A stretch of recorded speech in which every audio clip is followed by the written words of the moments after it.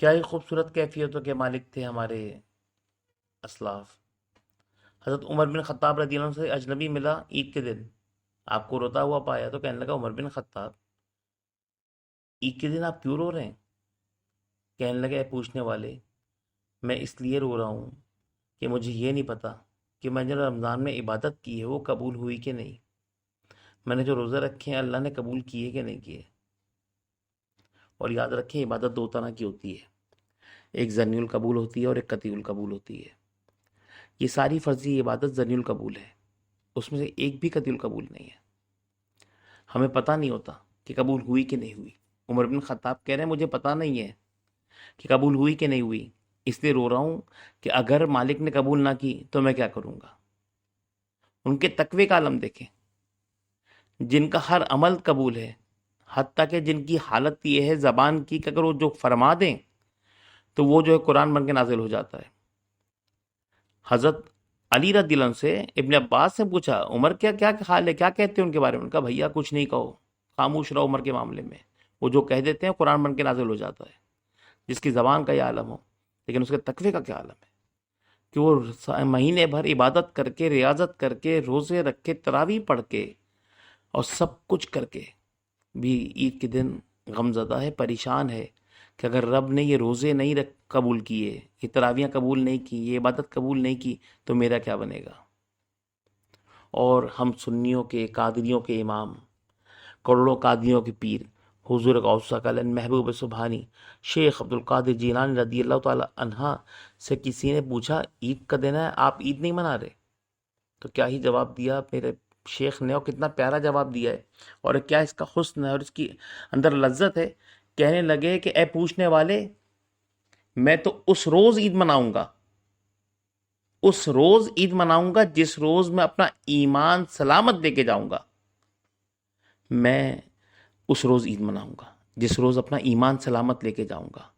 یہ سرکار غوث العظم دستگیر رضی اللہ تعالیٰ عنہ کہ عید کے دن بھی عید نہیں منا رہے، بس ایمان کی سلامتی کی فکر ہے۔ کہہ رہے عید کا دن تو وہ ہوگا جب میں ایمان سلامت لے جاؤں گا، وہاں لے گیا نا تو پھر عید ہی عید ہے، پھر عید ہے۔ تو اللہ تعالیٰ ہمیں اپنے اسلاف کی نقش قدم پہ چلنے کی توفیق عطا فرمائے۔ عمل کرنے کے بعد تو زیادہ پریشانی ہو جاتی ہے، عمل کرنے کے بعد تو زیادہ پریشانی ہوتی ہے کہ قبول ہوئے نہیں ہوئے۔ رب کو راضی کرنے کی کوشش کرتا ہے بندہ پھر دعاؤں کے ذریعے کہ مالک جو کمی ہے اس کو معاف کر دے اور میری عبادتوں قبول کر لے۔ وہ جن کے عمل قبول ہو گئے نا ان کو بھی فکر کرتی ہے اپنے ایمان کو ساتھ لے جانے کی، ایمان کو سلامت لے جانے کی۔ آج ہمارا حال یہ ہے کہ ہمیں رائے برابر بھی اس امر کی فکر نہیں ہے کہ میں ایمان سلامت کیسے لے کے جاؤں گا۔ اور شیطان کے وار سے ہم ڈرتے نہیں، ہم بالکل بے خبر ہو گئے۔ آقا علیہ السلام فرماتے ہیں جس کو فکر آخرت اور موت کی فکر اور قبر کا خوف ایسا ہو کہ جب اسے خیال آئے تو اس کے آنسو چھلک پڑیں، اس کا خوف سے حال برا ہو جائے، تو سمجھ لو وہ شخص جنتی ہے۔ آج ہم میں ایسے بہت کم لوگ پائے جاتے ہیں، اور ہمارے اسلاف میں سے جو بھی قبر کو دیکھتا، قبرستان کو دیکھتا، عثمان غنی جیسے قبرستان کو دیکھتے تو گھنٹوں رو پڑتے۔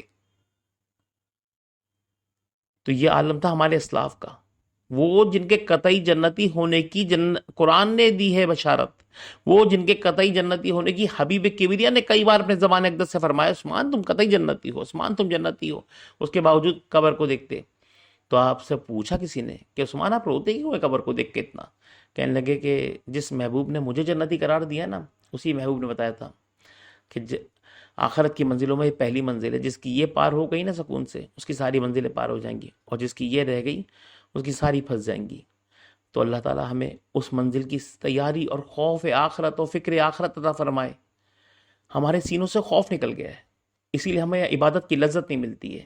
جن کے سینوں میں خوف باقی ہے نا، ان کو عبادت کی لذت باقی ہے، اور ان کی زندگی میں اسلاف کی رمق بھی باقی ہے، اور وہ اندرونی طور پہ بڑے مطمئن اور خوش ہیں رب تعالیٰ کی رحمتوں کے ساتھ۔ اللہ تعالیٰ ہمیں بھی اسلاف کا سایہ عطا فرمائے، ان کے چلن عطا فرمائے، ان کے ڈھنگ عطا فرمائے، ان کی سنت کا پیرا ہونے کی توفیق فرمائے۔ وآخر دعوانا ان الحمد للہ رب العالمین۔